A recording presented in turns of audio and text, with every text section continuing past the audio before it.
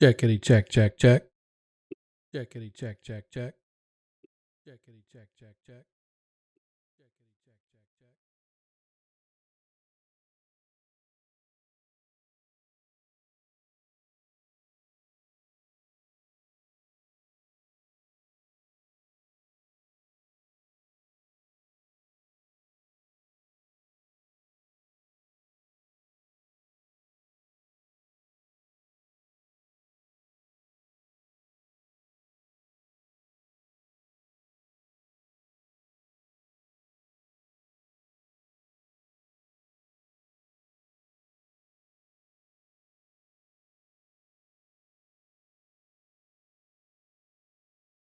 Look at there, Ragnar, one of the first ones in the door.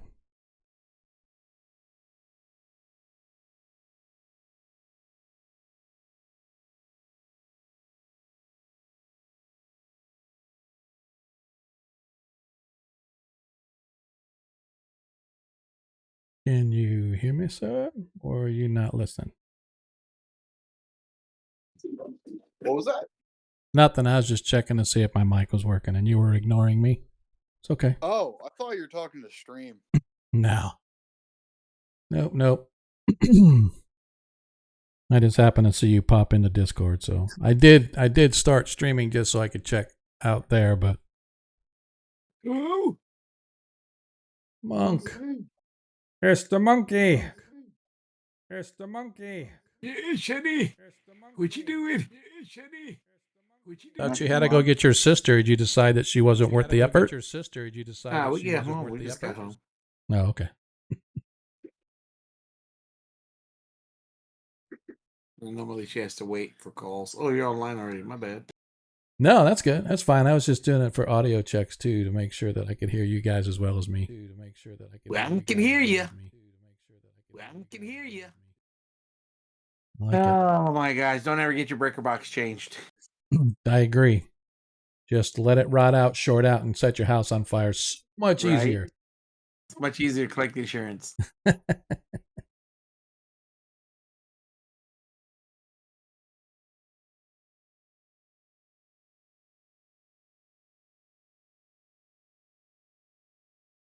So tonight is the night. It is the night that what's the word I'm looking for? An institution comes crashing down. We're going to burn the library?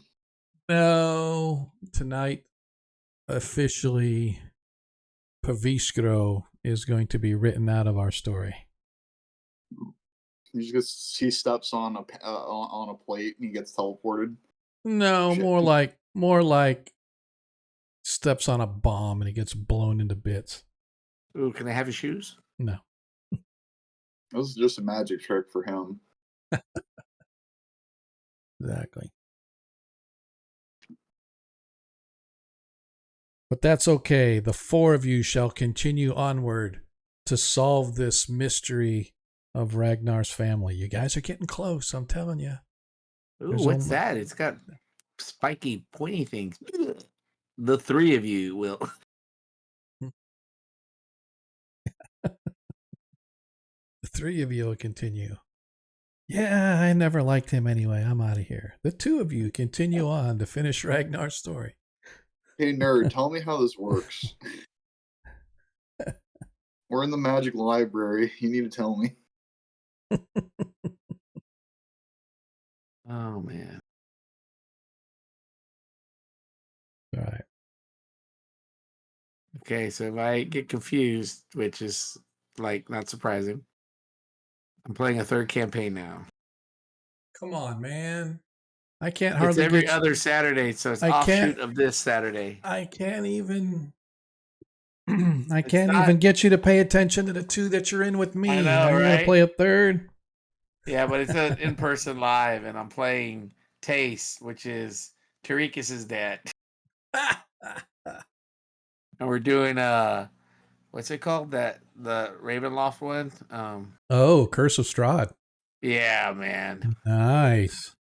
And we almost party wiped out twice at level 1. We're like, what? Mm-hmm. Yep. My there's like 7 of us playing. yeah, my home game is Curse of Strahd, and they're just 3rd level. So, We ain't even made it to 3rd level. yep. They've lost individual players, but fortunately they managed to complete the combat before the player actually died. But yeah, it was fun. Yeah, we have some interesting players. That's all I can say. Yeah. Just gonna let this ad run. Go, ad, go.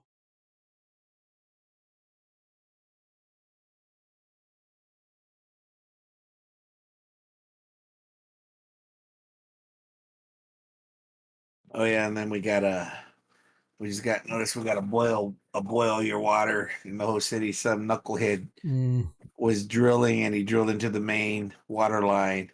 Oh no. Yeah. No bueno.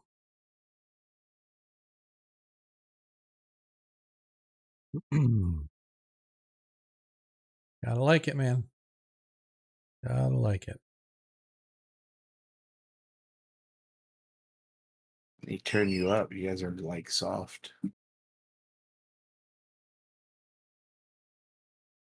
Well, I don't know about me, but Ragnar hasn't been saying anything, so I imagine that he's a little soft. Am I? Am soft, I though? soft like a baby's bottom.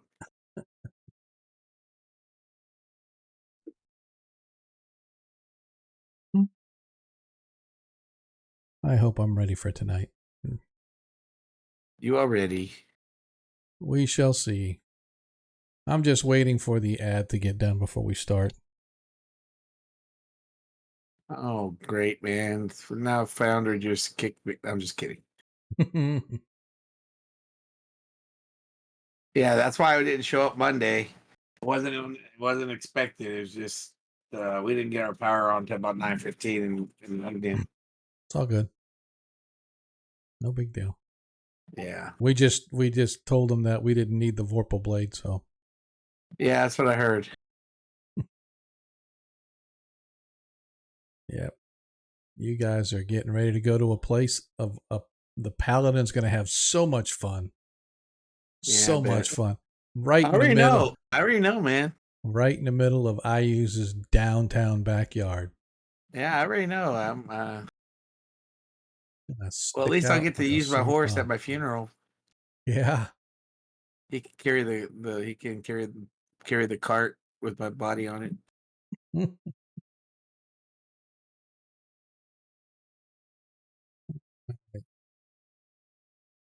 Like, great. All right. Are we back yet? Yeah, we're back. All right, let's kick this thing off now that we got it all going here.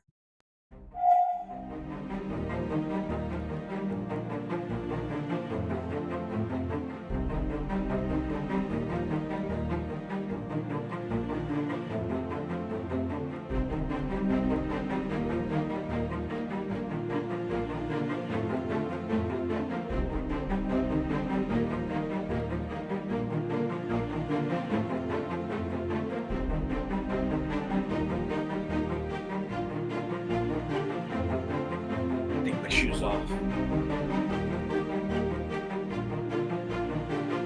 I'm gonna take my shirt off too. Well, hello. That's the voice from Neverwinter Nights. Have you ever played the game? Yeah. Well, hello.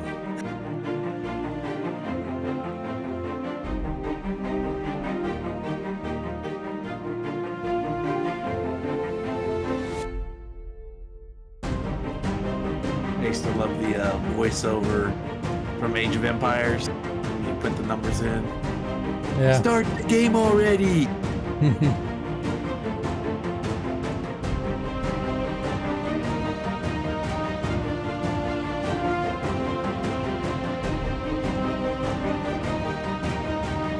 Oh yeah, they added jewelry to the program. The portrait works. Nice. come out pretty cool looking. I'm still waiting for beast features, but I know Troy's been waiting for his 4 figures that I still have to make for him. I told him to do as soon as they give me that beast stuff, because it's hard to make the things that he wants. To make him look nice at least. Yeah.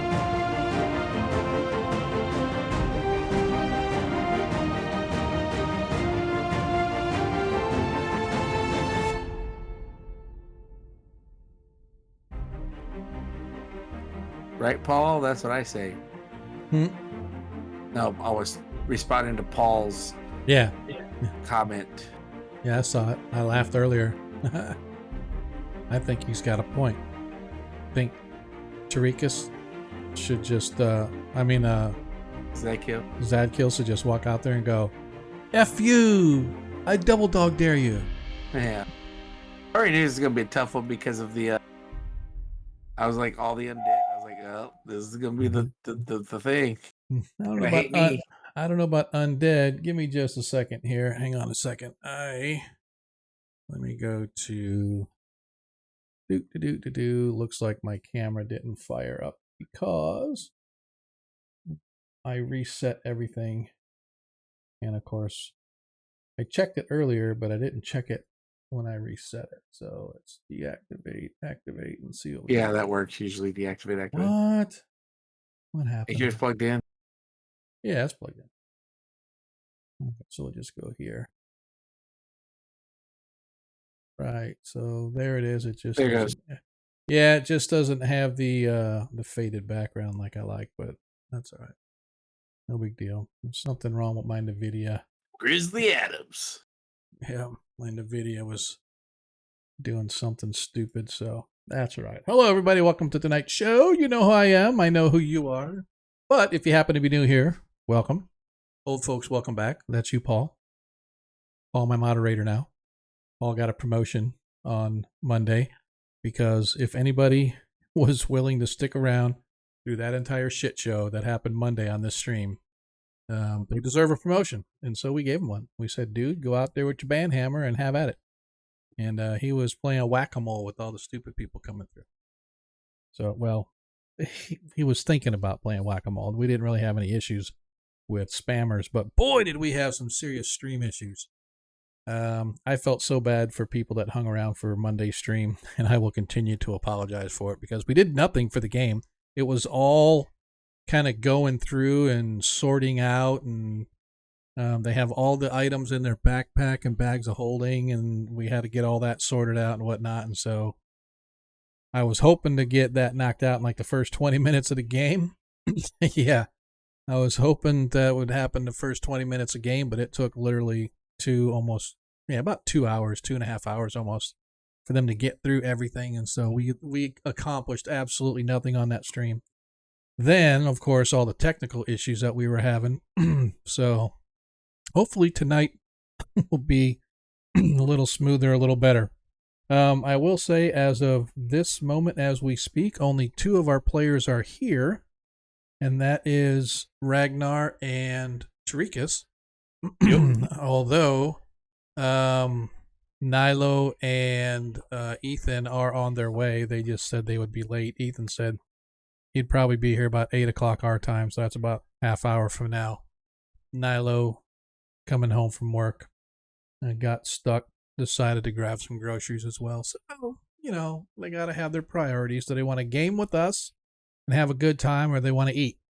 So I don't know what Nilo's problem is. Personally, I would have taken the gaming, but, you know, that's just me. So for those that follow along, don't forget to get your Nat 1s or your Nat 20s in early if you have the points to do so that the party will have as much time as possible to use them throughout tonight's stream.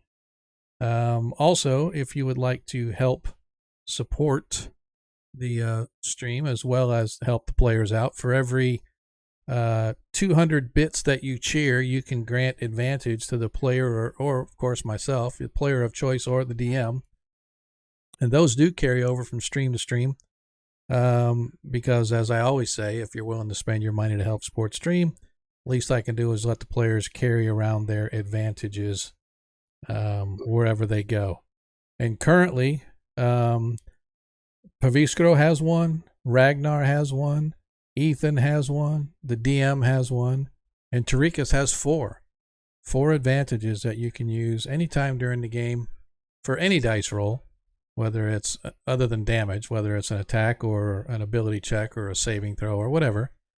You're allowed to roll advantage. And since Tarikas has 4, if the first advantage fails, he can roll again and again up to those 4 tries. So technically, he can get 5 tries if he fails, because he has his original roll plus the 4 extra. So again, as I said, if you're willing to help, you want to help the players out, you want to help Sports Stream, go ahead and get that done.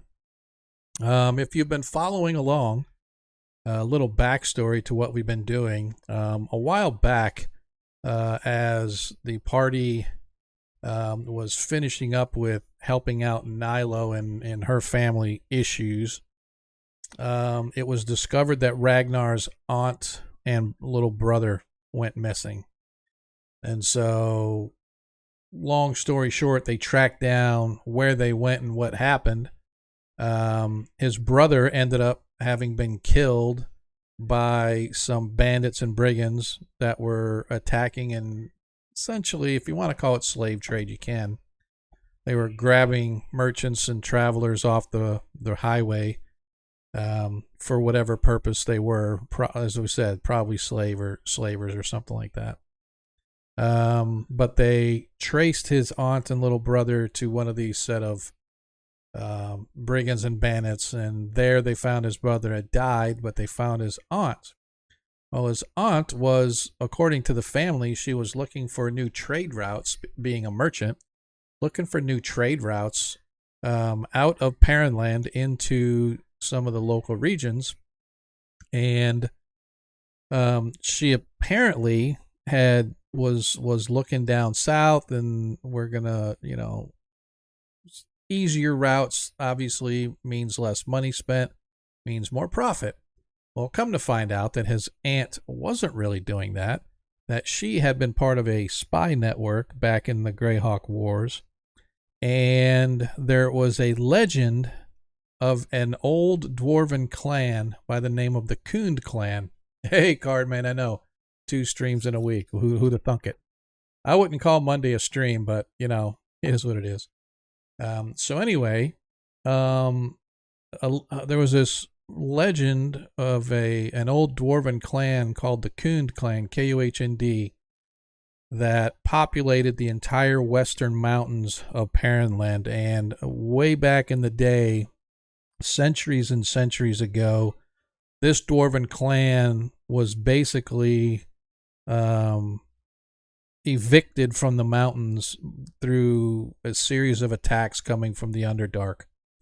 And as the kingdom of Kund fell, the last king, the last known king, or the sitting king at the time, placed a great curse upon the land so that none would ever inhabit the hallowed halls of the Dwarven clan until someday, when the last of the king's line was to make himself known, then and only then would it be revealed where the actual seat of power was for the Kund clan. And so the Archmage Igwilv, who had subjugated the region centuries ago, had a base of operations in the southern mountains just south of Paranland in the Yaddles. And so she, being an archmage and a collector of great things magic, was supposed to, or rumored to have, contained an item that would sort of show the way on where the clan might be found, or the seat of the Kund clan might be found. So long story short, found the aunt, found the dead brother, sent the aunt home, took up her investigation, and the party discovered Igwilv's lair. And within the lair, they did find many items, including something known as the Dowd's Lanthorn. And Dowd's Lanthorn is a extremely powerful item in its own right. But allegedly, by shining its bright light wherever it was supposed to be, it would reveal where the Coon clan was. Well, the party still didn't know where to go or where to shine this thing, so they took up a mission to find this old lost library, the lost library of Erlanan. Erlanan being an old elven wizard who used to belong to a society known as the Silent Ones, and the Silent Ones were known for collecting and keeping powerful magic items out of the hands of bad guys. And so, going to this library, they hoped that they would be able to find information about the Coon clan, so at least they would know where to go with Dow's Lanthorn. So, searching through the library, they had just completed their entire exploration of the library. They managed to put to rest the issues that were happening with the wards that kept the library intact and all the magic within the library intact. And they reset the wards, and now they came to this last room in the library, this oracle-like room. There was a open tome with blank pages, and there was this crystal ball-like device there. And as he focused upon what they were trying to seek, they discovered that there was an exit, a hidden exit leading out of the library down into the Underdark. And down in the Underdark, they saw a sight of some great lake or something beneath the literally where the library stood. So now the party was going to go where this alleged secret entrance was, and gonna go try it out to see, is that in fact where we need to go. So that is where we left off our last game. Ragnar, Tarikas, did you guys have any questions or anything else that I may have left out with regards to what has been going on or where we're going next? Because the book essentially said there is a set of stairs that you guys came down, and at the base of those stairs there was an old, what looked to be like, for lack of a better term, a storm drain. There was a drain in the floor, but if you turned that drain, it opened up a secret door that led into the tunnels and whatnot that go beneath this particular library. And so down that way is where you guys were supposed to go. And so, like I said, that's where we left off. But I'm not sure if there's anything I may have left out or contradicted that you guys may want clarification on or anything. As I said, there are still just the two of you. So, but I imagine that Nyla will be here shortly, and Ethan will be shortly after that. Anything else that I missed, or anything that you guys maybe want to know or whatever? Well, I was wondering, would locate object help locate those particular stairs, or?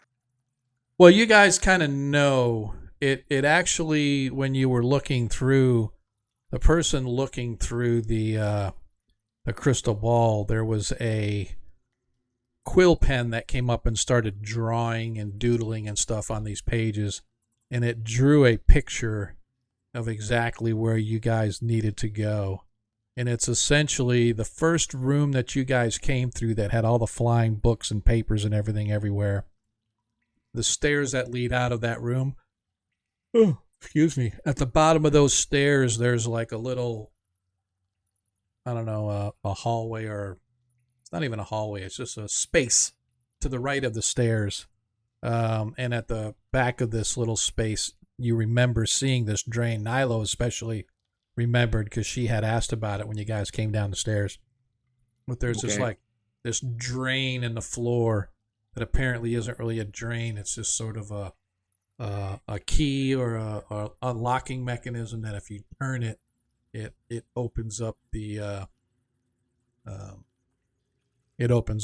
secret panel into the Underdark. So, Sure. The Underdark. What's that, sir? Yeah, I mentioned that as well to everybody. I'm like, hey, well, it looks like we know. Should we head to the Underdark? Yep. Okay. So lead the way. Who wants to lead the way, Tarikas, since Ragnar's blind as a bat? Okay, we will go that way. Go ahead and leave. Which will be the way back. Yep. Towards this. Yeah. Yep. As you guys I can't move for some reason. No. There it goes. Okay. All right.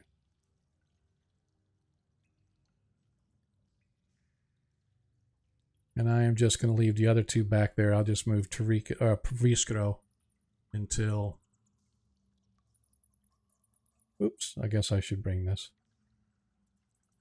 Should I cast the light spell so I can see again? Yeah, I got it. You can't see? I can see, but I saw you move somewhere, and now you're going. Okay, now I see you.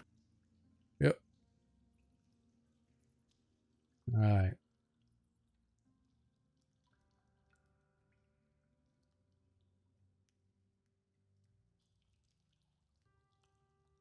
Yeah, it's not letting me select two at once. Hang on a second. I'm trying to...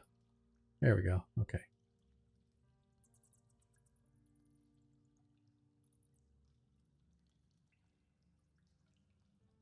As you guys move your way back through originally these chambers were like destroyed and dilapidated and falling apart, papers flying everywhere. Now there's a lot of action going on as it looks like the books are repairing themselves and they are putting themselves back on the bookshelves. So whatever you guys did to destroy those massive air elementals, when you relit the braziers, you guys actually managed to reset the magic wards, and therefore... Does it look like it's going back in time kind of thing? Or... No. Well, not really back repairing? in... Yeah, it's not really like back in time, but it's... That's what I'm looking for. Just repairing, right? So it's not like getting younger or anything like that, but it is... Obviously, it's repairing itself. Yes, sorry. You're good. I was sort of distracted here. Yes, Tarikas has a way with that. That way. All All right, we're here. Meant to... Where's everybody? Yeah, it's like I Proviskro. said. Yeah, Proviskro's here. I'm just I have to You draw get a lead. Yep. Well, you guys are... So you can see right here there is this drain thing that's like right here. And it's whatever reason... Oh, it's not letting me like click on it. But right here there's this drain thing that you guys can see. So that's apparently what it was talking about. I have an additional question that Corvus is going to be mad at us if we didn't ask when we were checking in the room. Okay. But does it mention what happens to that Frost Giants tribe? Because he asked us that information. I don't remember. Yes. So here is where I was kind of hoping the whole party would be here, but since they're not, they're going to miss out. If you want to wait, that's fine. I just wanted to make sure we got that information, so it's not like, oh, you guys went to the Underdark. You guys are headed to the Underdark, right? But there are 4 of the remaining of the expedition that you guys found that were down here. Proviskro is leaving you guys, and he is going to escort them back up out of this place, and he is going to let the giant know what all he found regarding his family. Got it. and then Perviskro is not coming back to the group. Damn, So. the lead, his old cult's already taking him back.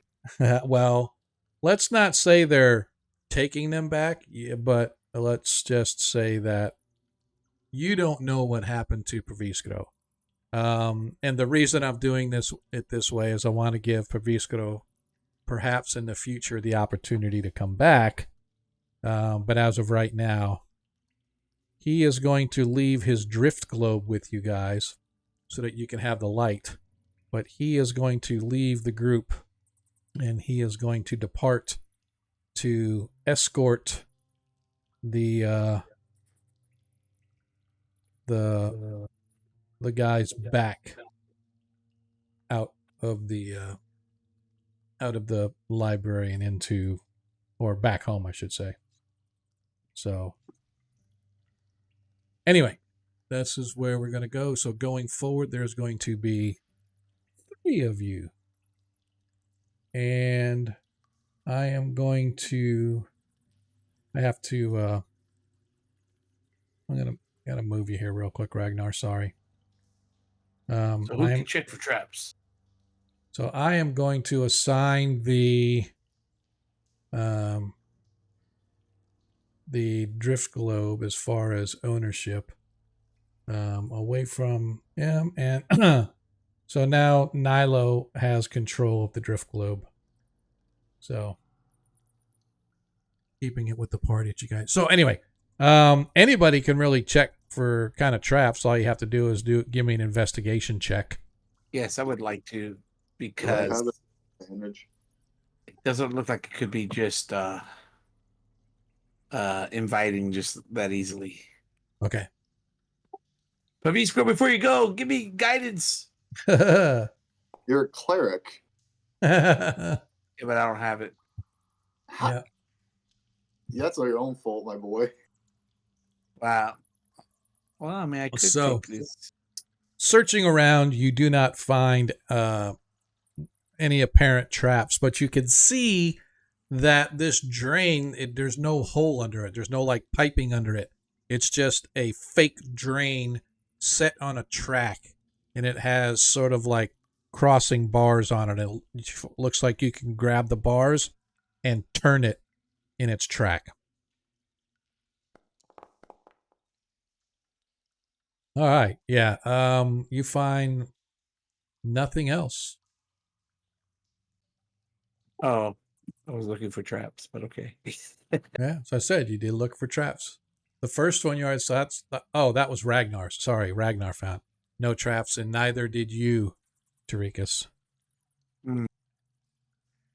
But as I said, you see this drain on the floor is apparently not a drain. I'm going to, as a ritual, okay, I tell the party we could wait 15 minutes and I can detect magic on this entrance to make sure it's not something that is going to hurt us by entering. That's magical, that is. Well, it's up to you. What say you, party? I know that Ethan and Nilo are totally fine. If you want to detect magic, that's totally fine. Okay, I cast detect magic in the 10-minute ritual, or however long the ritual is. It's 10 minutes. All right, so you cast your spell after about 10 minutes. The only thing indicating magic are the items that you guys have on your persons. Nothing in this area here reflects magic. Well, from what I know about the other dark, it's inviting during this time of year, perhaps. So, do we have anything to lift this thing off? It doesn't Ragnar, lift. perhaps your strength. Ragnar holds out his hands, and then he takes out a crowbar. Okay. So, as you were investigating it, as I said, there's no drain under it, but it looks like you can turn it on its track. It's set on a track inside, so you could turn it on its track. If you want to try to pop it out, it will take a little bit. If you I'll just try turning it. Okay. As you grab a hold and you turn the track, suddenly you hear a sort of a grinding sound, and opening up in the wall, there's a hidden panel that looks like it leads into a worked stone tunnel of some kind. What do you see, Paviscro? Oh, wait, he's gone. What do you see, Tarikas? I see an entrance here of some sort. I don't have the capability to see in the dark. Perhaps you can use your... Oh, right. You want to finish that statement? Perhaps you can feel your way. No, nothing. Nilo, use your eyesight to see if you can detect. I know there's shades of gray and you can't detect heat, but you can see better in the dark than I can. As Nilo steps up, there's two tunnels. There's a tunnel going to the left and a tunnel going straight ahead. Up ahead, I can see that the tunnel hits a flight of stairs leading downward. The stairs. The tunnel leading to the left bends around a little bit, but I don't see where it goes. Gentlemen, what does your intuition tell you? I think that whatever's down there is probably clear of traps, considering, this is a secret entrance. This is true. But I would suggest looking around for them. I would agree with you. Hence, I nominate Nilo. How about you do it? Very well. The healer will go and search for traps. Well, that's why you have an orb that lights things up for you.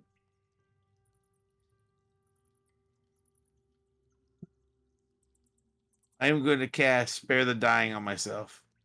That's not how that works. So you step into the hall. You can see, as explained, there are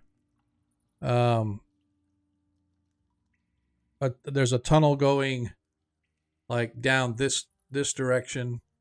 Weird that it's not letting me. Yeah, there's a tunnel down this direction that bends around down here, and then the tunnel goes straight ahead. You can see that it goes to a set of stairs over here, and the stairs lead down. Well, and I tell the party that it's the stairs of the hallway, but the stairs do descend, which obviously may descend into much deeper parts of the heart of this so-called under. Isn't that where the drawing told us that we were supposed to go anyway? Is down into the Underdark? Isn't that what it said? Yes, I believe you are right. And there's like another path, or is it just the one? So there's two paths. You can go straight and follow the stairs down into the Underdark, or you can go down this way because the tunnel goes back toward the library somewhere. I mean, we could take a look. Right. So let's go to the stairs. I go to the top of the stairs. All right. Looking at the stairs, you see they go down for about 10 feet or so. There's a little landing, and then there's another flight that continues the downward descent that goes to the left. I want to see if there's the stone on the floor. Does it look like stone that has any indication of any activity on it, whether it's scratches? Give me an investigation. Oh yes, we'll investigate, and investigate I will.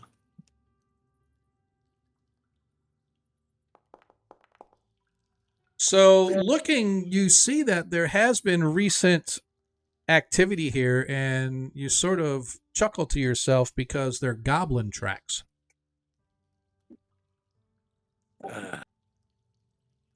All right. I got some bad news. I am finding goblin tracks. And as you recall, you guys met a group of goblins in the library. Yes, the goblin guys. How the So, fuck did they find this? Ragnar's a little confused how they were smart enough to shut the door behind them. That's a Well, good we point. were far enough that we would not have known how they did it, or if there was more waiting underneath that maybe opened it for them. Maybe we should look at the entrance of that turning, I will lack of a better word, key, and see if it can be opened from this side of the hallway. Yeah, Ragnar's gonna step over and take a look around Okay. Where at? the second passage to see if the goblins came in that way. Okay. If you want to go ahead and walk down the hall, you can.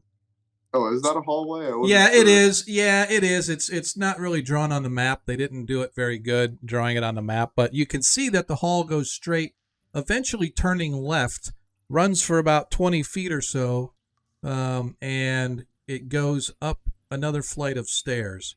At the top of the stairs, you can see that there's a landing with a door. As you look at the door, you realize that it is the back of a hidden door on the other side. The way it's manufactured, you can see that the other side is probably a hidden from view. Also, give me a intelligence check, please, Ragnar, with advantage since this is stonework. I was about to say, oh god. Nice. As you look, you realize that this is actually a one-way door. It only opens from this side. So Ragnar's gonna open the door. He's gonna see if this is there's more goblin tracks out here. Like, was this door open the whole time? No. This door was closed, but there are goblin tracks up here. Right? So, not sure how they got in and out, but there are goblin tracks where you're at here, but you're not sure if they went through the door because on the other side, the chamber over on this side is still a complete mess. Even though it's slowly cleaning itself up, it's still a pretty big mess.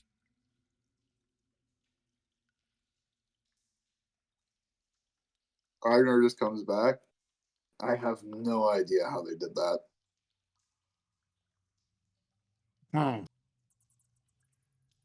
I think we could ask them.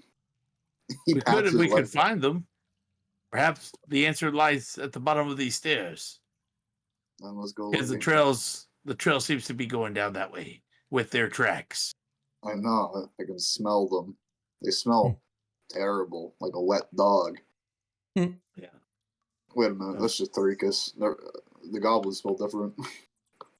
But, sorry. When is the last time you have bathed? Well, friend, I bathe every day with essence and oils.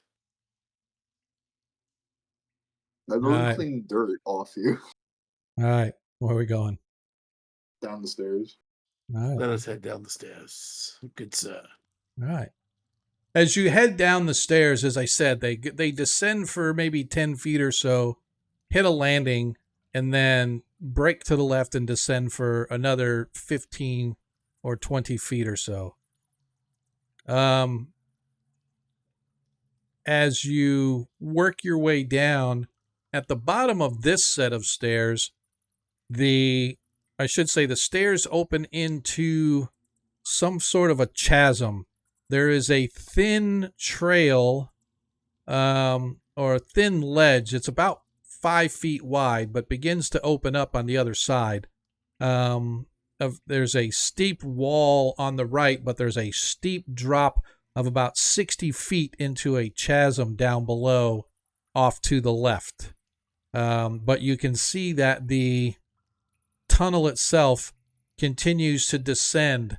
About every 5 feet, it drops a couple of feet. It's almost like there's this ledge, like a big stone step that is like made for somebody like 8 feet tall, because you have to hop down it, because as I said, it's a pretty steep little stair leading down into the Underdark. Ragnar steps off and falls. Yeah. Okay. Is that what you want to do? Nah, he's gonna jump down. You said it was that tall. Ragnar has to jump. Yeah, literally. It's about a 2-foot drop. So it's like you got to turn around sideways and slide your way down and step down. You guys continue along this ledgy trail, and eventually the chasm sort of gives way to a more tunnel. You see this Y section. There's sort of a chamber off to the left, but the tunnel you're in continues to descend down into the Underdark even further off to the right. Can I get a listen to this chamber to see if the goblins are over there? You can actually see into it, and it is empty. I cannot. Okay, well, you can't, but your party members tell you we should go search it. Why would there be an empty chamber for no reason in a path that goes to an empty chamber? Unless there's secrets hidden in it. It looks like natural stonework. It doesn't look like anybody made these chambers. Oh, okay. So weathered or what have you? Well, not just weathered, but I mean it's underground. So, yeah. Milo does a quick search around. She finds nothing. I would like to also investigate if that's okay. Yeah, of course. Can I investigate with advantage if I'm looking for a stone, like a hidden door in the stone? I'll give you advantage, but I mean it's not because you're looking for a stone door. It's because you're looking for stone. But yeah, this is empty. It's an old natural chamber. Looks like it could be used for something if you were traveling through the Underdark, but as it is, or as it stands right now, it is a nothing. All right. Let's get going down the stairs. Okay. Following this down, again, you guys continue your descent into the Underdark. This tunnel leads you guys on a twisty, turny journey for probably a mile at least. Every 15 or 20 feet or so, you'll come to another one of these ledges and it'll drop down, but it is a continuous drop as you guys go. It takes you about an hour of travel time to get to, quote unquote, the end of the trail, for lack of a better term. And what you see before you now is, and I don't have a picture of this, I'm sorry, but what you see before you now is a large underground lake of some sort. The lake itself is probably maybe a couple 100 feet wide left and right, and it goes beyond your vision straight ahead. But what you can see, and what really catches your attention as it's described to you, Ragnar, is in the middle of this lake is a large mini island. And on that island, you can see the ruins of some kind of a building of some sort. Most of the structures that were on this little island have looked to be fallen apart, broken rock over time and whatnot, have just kind of given way and fallen. But many of the structure or part of the structures still stand. And as you sit here and sort of listen to the quiet of the Underdark, you can swear that you hear some kind of chanting or something similar coming from the direction of the island itself. The island's probably about maybe 100 yards away from where you guys are. There's phosphorescent lichen and whatnot glowing about the place that sort of give you guys at least a little bit of a a vision of what you're seeing, but it is still dark down here. Your torch having long since gone out, but the orb, the drift globe that you guys have, Nilo sort of dims it down as you guys get to this island. But like I said, you can see this island with these ruins on it. And from that direction, you can hear some sort of chanting or something going on. How deep is the lake? Can we like walk across it, or does not appear to be as Nilo sort of pokes her blade down in. It starts out shallow, but it begins to get deeper as it goes. Let me see here real quick. Tarikas, as you guys are sort of standing there, your attention is brought off to the left of where you guys are standing, and in this little small outcropping hidden behind it, you see what looks to be wood. And as you kind of move to the left to kind of look over the outcropping, you can see a raft, a makeshift raft of some kind, tethered to the rocks on the other side. The raft itself, surprisingly not, is large enough to hold your entire group if you wanted to use it to try to get across to the island. I found a raft. Help me pull it in. As Nilo goes over to give you a hand, give me an acrobatics check, please, Tarikas. Okay. let's see how flexible the priest is. Not very. You just break your spine. So Tarikas goes to reach, and he slips on the sliminess of the rocks and the rubble here in the underground lake. And the next thing you know, Tarikas tumbles headlong into the lake with a big sploosh, sending a small little tidal wave of water washing over your feet where you stand on the edge of the lake. Nilo, on the other hand, nimbly grabs a hold of the rope, reaches down to give Tarikas a hand. As he's standing in the water, it's about waist deep. He's probably standing about maybe 5 feet out into the water, but it's only about waist deep right there. But you can feel the sucking mud beneath your boots as you go to sort of step out and get pulled out of the water, stepping back up onto the rocky ledge.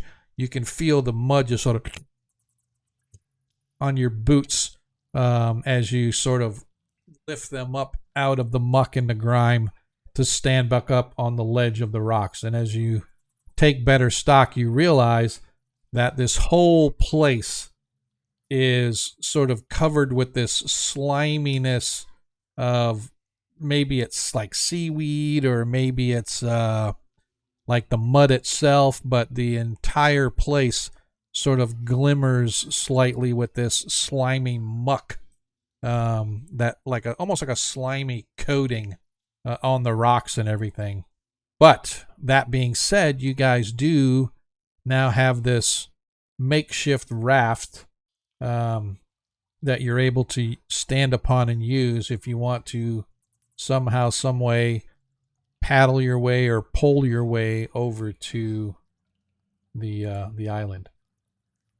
Well, we should figure out how we are going to propel this vehicle across the water, if that's the way we want to head. But the chanting, let me see if I can understand what the chanting says. Can I recognize the language, or is it just... Give me an intelligence check, please. Intelligence check coming up. Where are you?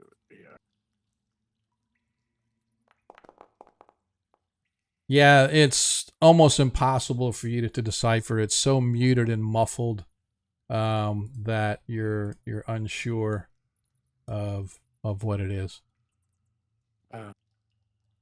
Well, it's very Interesting. Is it got? Do we know if it's high pitched, low pitched, or if it's just is it going? Or yeah, grunting? it is sort of a deep and a grunting kind of a Okay, a so sound.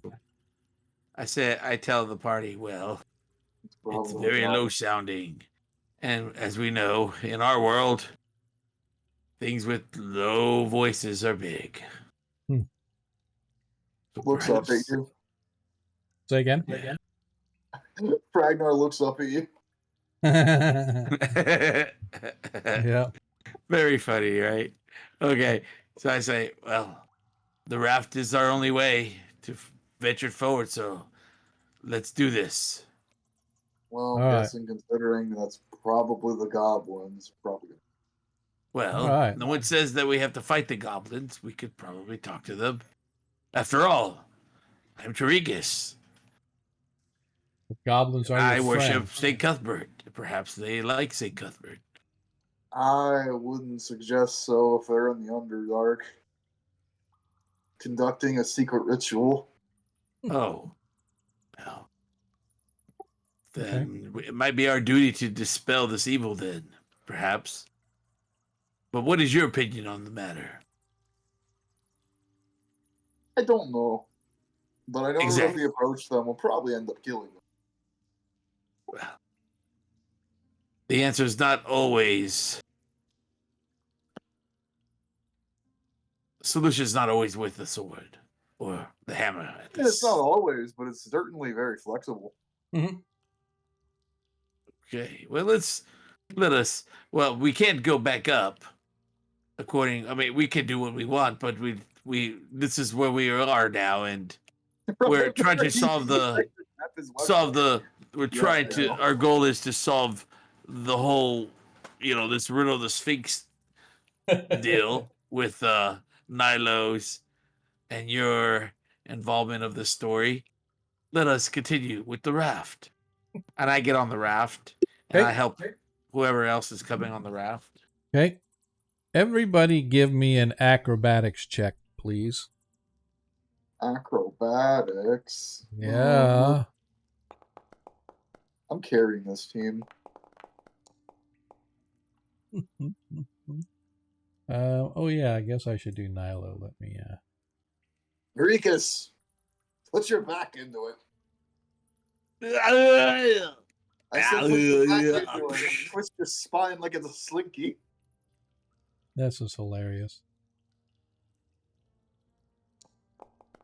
As you guys are slowly moving your way across, somehow Tarikas loses he goes to step, and the mud and the muck that he had on the bottom of his boots remains, making the wood, which is already covered in a slight layer of slime, just like everything else in this place that you guys have found.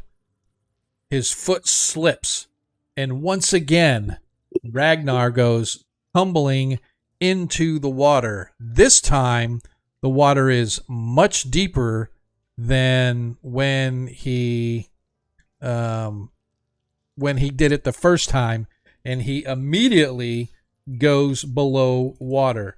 I need an athletics check, please. DC, let's say DC 13 to be able to, in your armor, swim. Tarikas. I thought you said Ragnar. I got confused too. Like, did I say Ragnar? No, yeah, Tarikas. Like, my bad. Tarikas. Oh no, you can't take it back. You said Ragnar. Yeah, whatever. Tarikas.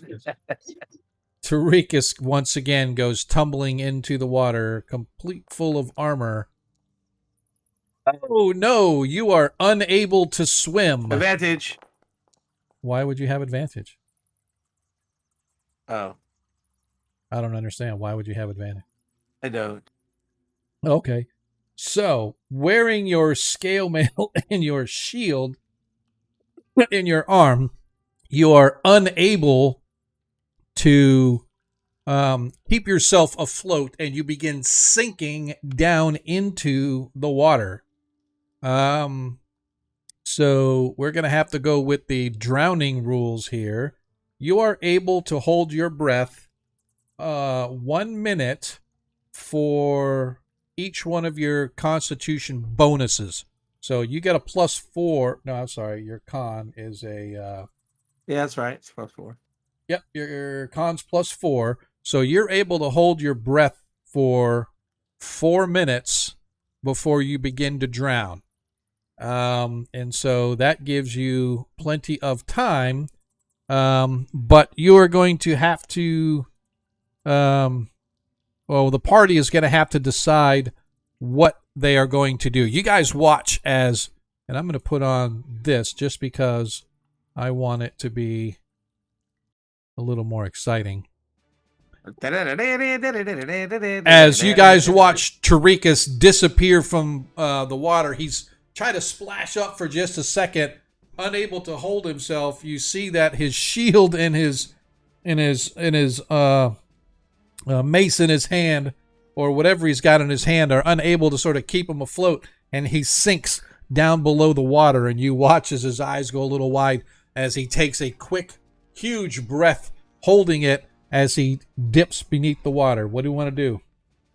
We will talk first of all, Tarikas. What do you want to do as you're sinking down to the bottom of the lake? I want to live. I understand that.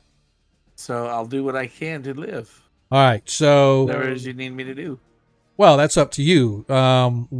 So right now you find that your shield and your armor especially are the things that hey, thanks Paul. Appreciate it.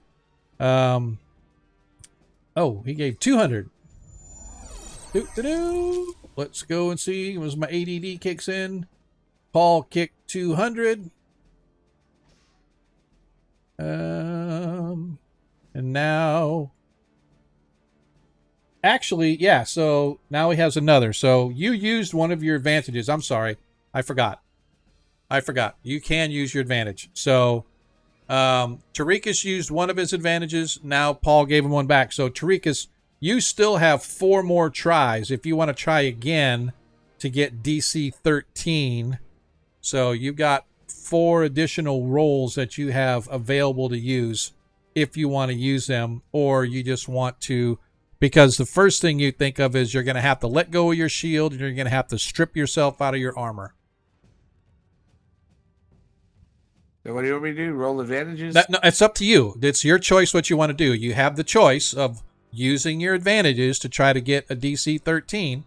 If you don't want to do that, then... Oh, yeah, I want to do that.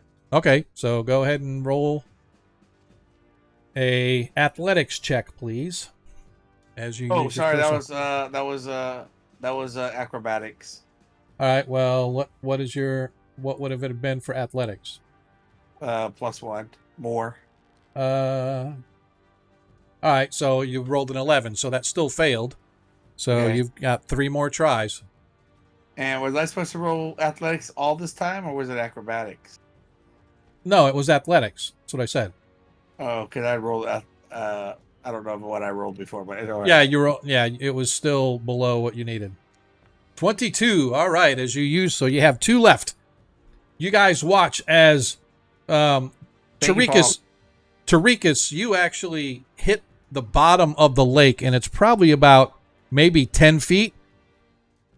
Thinking that maybe if you gave yourself enough oomph, you sort of bring your knees down and you launch yourself back off the floor of the lake, and you come bursting out of the water once again, and you manage to grab a hold of the raft, and Nilo quickly reaches down, grabbing a hold of you, and pulls you back up onto the raft. A few minutes later, you guys find yourself floating on this raft, and it beaches itself on this little island, this mini island, or whatever it is, in the center of this large underground lake. The ceiling skies overhead, easily maybe 100 feet or so.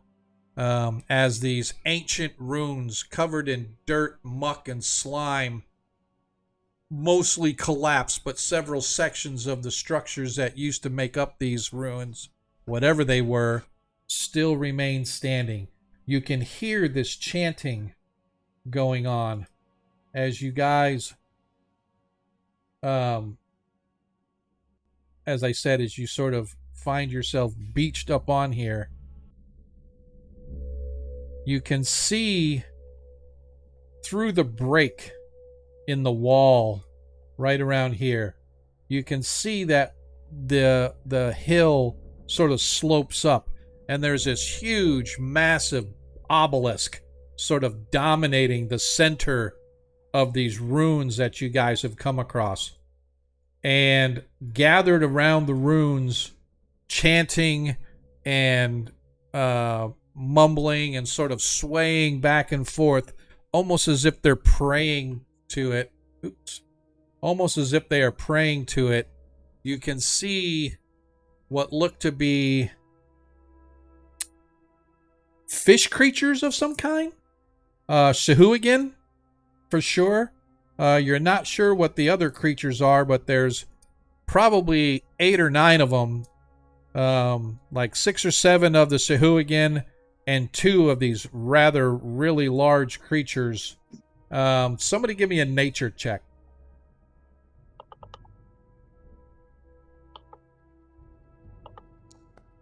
No. No. Yeah. No. Two. I don't know what these things are. They look like they'd be good on a grill. Yeah, probably. What was that final score? Sorry. 13.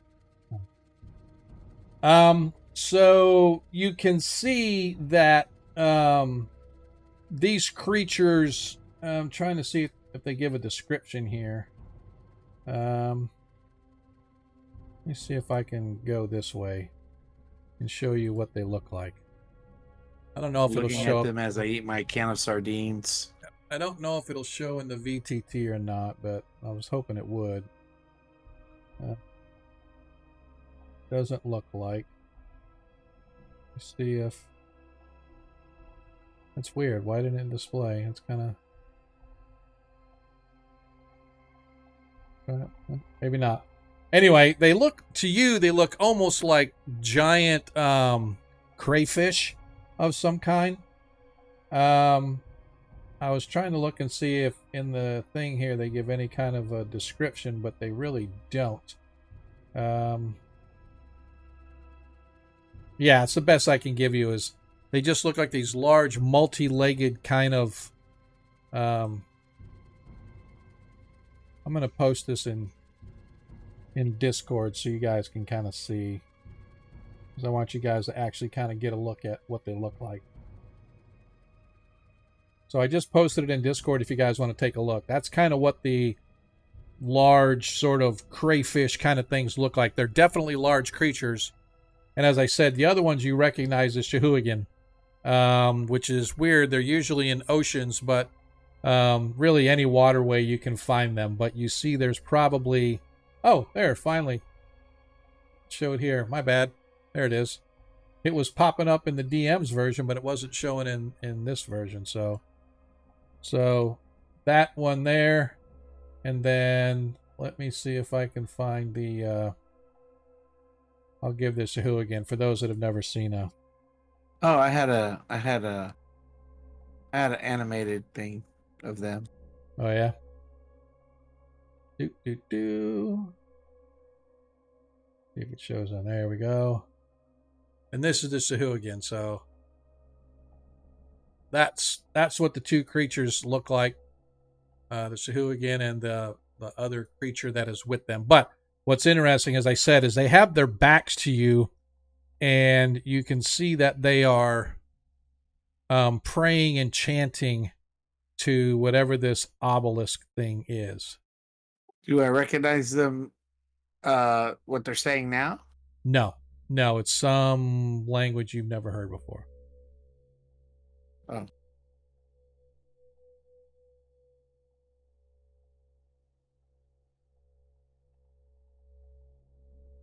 What do we wish to do?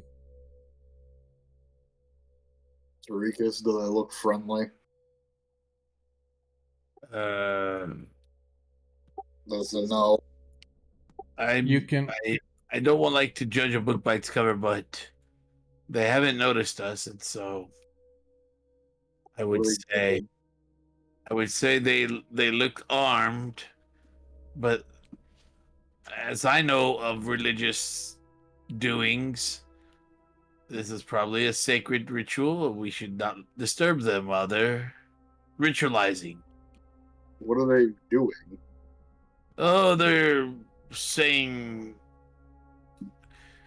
things that I don't understand. That's not surprising. What kind of ritual is it? It looks to be a ritual of the worshipping kind. That's really useful information. What the hell are they worshiping? Perhaps the worshipping the.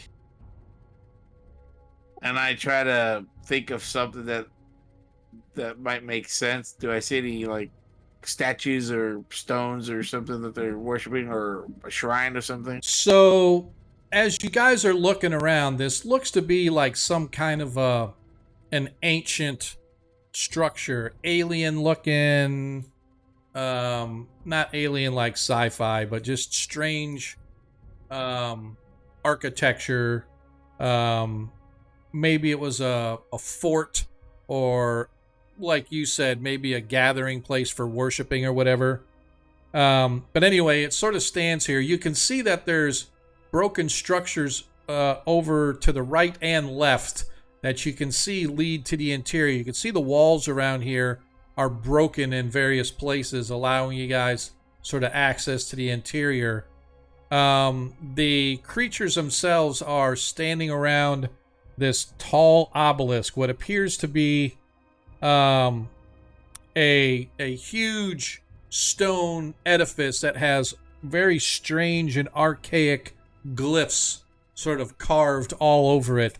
And as I said, chanting going on from inside.